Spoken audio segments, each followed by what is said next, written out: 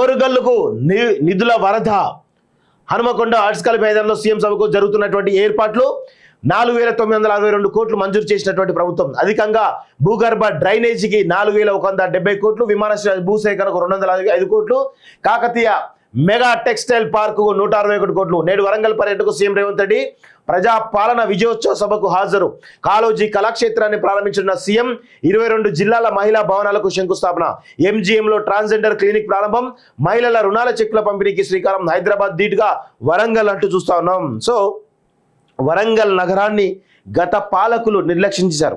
వరంగల్ నగరం ఈరోజు అన్ని పెట్టుబడులకు, అదేవిధంగా పారిశ్రామిక రంగానికి, అదేవిధంగా అన్ని రంగాలకి ఈరోజు నెలవుగా ఉంది.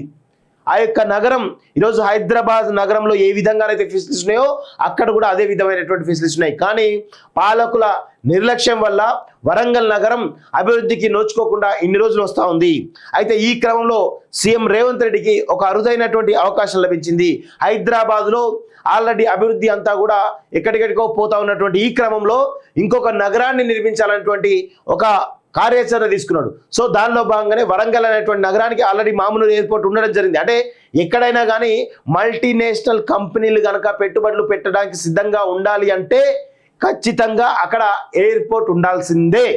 సో ఆ ఎయిర్పోర్ట్ లేకుండా అక్కడికి పెట్టుబడులు రావడం కష్టం. అయితే మిగతా ఏ జిల్లాలో కూడా ఆల్రెడీ మామునూరు లాంటి ఎయిర్పోర్ట్ లేదు. అక్కడ ఆల్రెడీ మామునూరు ఎయిర్పోర్ట్ ఉంది.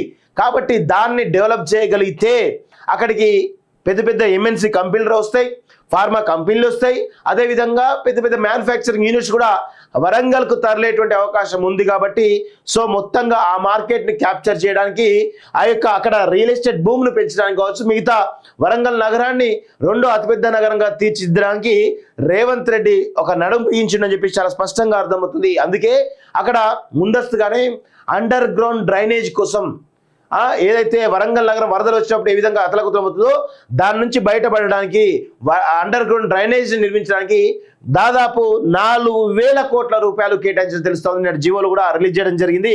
సో మొత్తానికైతే ఇటు టెక్స్టైల్ పార్క్కి, అదేవిధంగా భూగర్భ డ్రైనేజ్కి, కాకతీయ టెక్స్టైల్ పార్క్కి అన్నిటికి కూడా అధికంగా నిధులు ఇచ్చి దాదాపు 5,000 కోట్ల రూపాయల ఈరోజు నిధులు విడుదల చేసినట్టు తెలుస్తోంది. మొదటి ఫేజ్, రెండో ఫేజ్, మూడో ఫేజ్ అనుకుంటా మొత్తానికైతే కొంత కాల పరిమితి పెట్టుకొని నిధులు విడుదల చేసేటువంటి అవకాశం అంటే చాలా స్పష్టంగా తెలుస్తోంది. వరంగల్ నగర అభివృద్ధి కనుక జరిగితే ఖచ్చితంగా హైదరాబాద్ తర్వాత ఇంకొక నగరంగా వరంగల్ నగరం అభివృద్ధి చెందే అవకాశం ఉంటుంది. రెండోది ఈరోజు మనకు ఖచ్చితంగా హైదరాబాద్ నగరం తర్వాత ఇంకొక నగరం ఉండాల్సిందే. దానికోసం ఖచ్చితంగా ప్రణాళిక సిద్ధం చేయాల్సిందే. గతంలో ఉన్నటువంటి కేసీఆర్ వరంగల్ నగరాన్ని పట్టించుకోలేదు. కేవలం కేంద్ర ప్రభుత్వం తీసుకొస్తున్నటువంటి కొన్ని నిధుల వల్ల, స్మార్ట్ సిటీ నిధులతోనే అభివృద్ధి చేసింది తప్ప ఆయన సొంతంగా 200 కోట్లు కేటాయిస్తా, సంవత్సరం 300 కోట్లు ఇస్తా అని చెప్పేసి వరంగల్ ప్రజలను మోసం చేసేటటువంటి దొంగ కేసీఆర్ అనే విషయాన్ని గుర్తుపెట్టుకోవాలి. కేటీఆర్ కూడా నేను మున్సిపల్ శాఖ మంత్రిగా ఉండి కూడా వరంగల్ నగరాన్ని నిర్లక్ష్యం చేసింది అనేది అందరూ కూడా గుర్తుపెట్టుకోవాలి. సో ఇప్పుడు ఈ వరంగల్ నగర అభివృద్ధి కనుక జరిగితే ఖచ్చితంగా ఎప్పుడైనా కానీ వరంగల్ నగరం, వరంగల్ సిటీ అనేది మొత్తం వరంగల్ ఉమ్మడి జిల్లా ఏదైతుందో ప్రతిసారి కూడా కాంగ్రెస్కు కంచుకోటగా ఉంటుంది. సో అందుకే ఆ యొక్క నగరాన్ని ఎంచుకున్నట్టు చాలా స్పష్టంగా తెలుస్తూ ఉంది.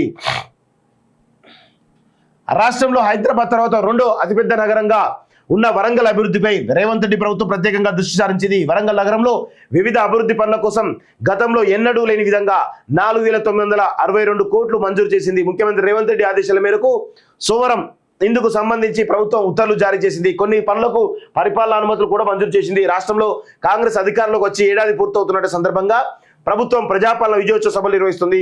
20 రోజుల పాటు నిర్వహించనున్నటువంటి ఈ సభల ద్వారా ఏడాది కాలంలో ప్రజలకు ఇచ్చినటువంటి హామీలను ప్రభుత్వం నెరవేరుస్తున్న తీరు, అమలు చేస్తున్న సంక్షేమ పథకాలు, కార్యక్రమాల ప్రగతి వివరించింది. ఈ విజయోత్సవాలకు ముఖ్యమంత్రి రేవంత్ రెడ్డి సెంటిమెంట్ ప్రకారం వరంగల్ ఆర్ట్స్ కాలేజ్ మైదానాన్ని తొలి వేదికగా ఎంచుకున్నారని చెప్పేసి తెలుస్తా ఉంది. సో మొత్తానికైతే వరంగల్ నగర అభివృద్ధి అనేది అవ్వాలి. ఎందుకంటే హైదరాబాద్కి మొత్తం పెట్టుబడులు వస్తే కనుక కొంత ఇబ్బందికరంగా ఉంటుంది. ఎప్పుడైనా కానీ అభివృద్ధి, డెవలప్మెంట్ అనేది డీసెంట్రలైజేషన్ జరగాలి. డీసెంట్రలైజేషన్ జరిగినప్పుడే ఈరోజు అంటే ఎప్పుడైతే మానవులకు ఒక వెసులుబాటు ఉంటుంది. సో ఎప్పుడైతే ఊర్లో నుంచి హైదరాబాద్కి రావాల్సిన పరిస్థితి ఏర్పడుతుంది తప్ప ఊర్ల నుంచి వరంగల్ రావాల్సినటువంటి పరిస్థితి ఏర్పడట్లేదు. అందుకే ఇంకొక నగరాన్ని కనుక నిర్మిస్తే ఎంప్లాయ్మెంట్ అక్కడ క్రియేట్ అవుతుంది. సో అక్కడ ఉన్నటువంటి ఆ చుట్టుపక్కల జిల్లాలు ఏవైతున్నాయో అవన్నీ కూడా వరంగల్ మీద డిపెండ్ అయ్యేటువంటి అవకాశాలు ఉంటాయి. సో అందుకే ఖచ్చితంగా డీసెంట్రలైజేషన్ డెవలప్మెంట్ అనేది జరిగి తీరాల్సిందే.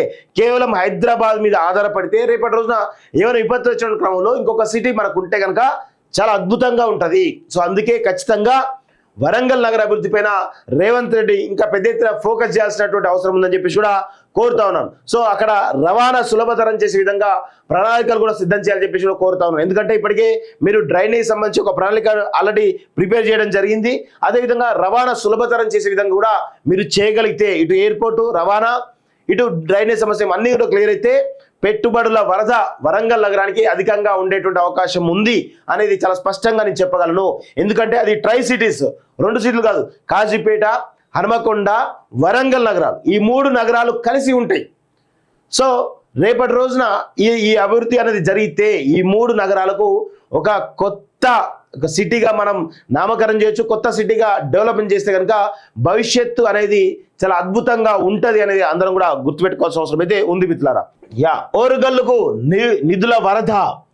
హనుమకొండ ఆర్ట్స్ కాలేజ్ మైదానంలో సీఎం సభకు జరుగుతున్నటువంటి ఏర్పాట్లు 4,962 కోట్లు మంజూరు చేసినటువంటి ప్రభుత్వం. అధికంగా భూగర్భ డ్రైనేజీకి 4,170 కోట్లు, విమానాశ్రయ భూసేకరణకు 205 కోట్లు, కాకతీయ మెగా టెక్స్టైల్ పార్కు 161 కోట్లు. నేడు వరంగల్ పర్యటనకు సీఎం రేవంత్ రెడ్డి ప్రజాపాలన విజయోత్సవ సభకు హాజరు. కాళోజీ కళాక్షేత్రాన్ని ప్రారంభించిన సీఎం 22 జిల్లాల మహిళా భవనాలకు శంకుస్థాపన. ఎంజీఎంలో ట్రాన్స్జెండర్ క్లినిక్ ప్రారంభం.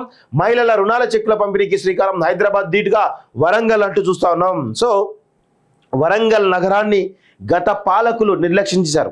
వరంగల్ నగరం ఈరోజు అన్ని పెట్టుబడులకు అదేవిధంగా పారిశ్రామిక రంగానికి అదేవిధంగా అన్ని రంగాలకి ఈరోజు నెలవుగా ఉంది.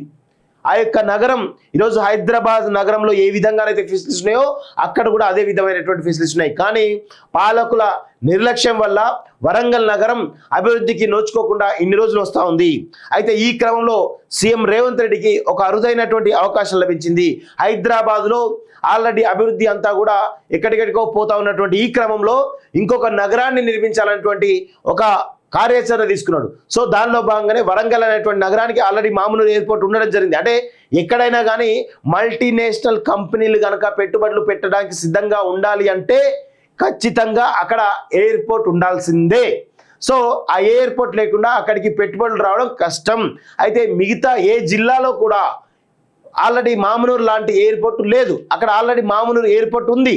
కాబట్టి దాన్ని డెవలప్ చేయగలిగితే అక్కడికి పెద్ద పెద్ద ఎంఎన్సీ కంపెనీలు వస్తాయి, ఫార్మా కంపెనీలు వస్తాయి, అదేవిధంగా పెద్ద పెద్ద మ్యానుఫ్యాక్చరింగ్ యూనిట్స్ కూడా వరంగల్కు తరలేటువంటి అవకాశం ఉంది. కాబట్టి సో మొత్తంగా ఆ మార్కెట్ని క్యాప్చర్ చేయడానికి ఆ యొక్క అక్కడ రియల్ ఎస్టేట్ భూమిని పెంచడానికి కావచ్చు, మిగతా